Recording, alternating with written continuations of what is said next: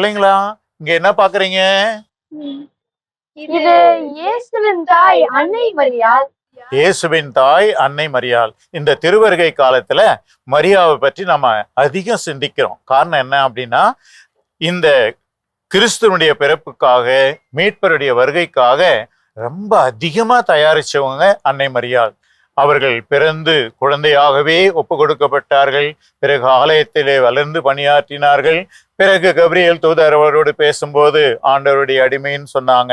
இப்படி தன்னுடைய வாழ்நாள் முழுவதுமே கடவுளுடைய வருகைக்காக தன்னை தயாரித்து கொண்டிருந்தார்கள். அதனால மரியா ஒரு திருவருகை கால அடையாளம் அப்படின்னு கூட சொல்லலாம். இப்போ நாம திருவருகை காலத்தை நல்லா தயாரிக்கணும். இப்போ நீங்கள் சொன்ன எதிர்நோக்கு, அமைதி, மகிழ்ச்சி, இதையெல்லாம் நாம இந்த மனநிலையை தயாரிக்கணும்னா நாம மாதா கிட்ட வேண்டிக்கணும் இல்லையா?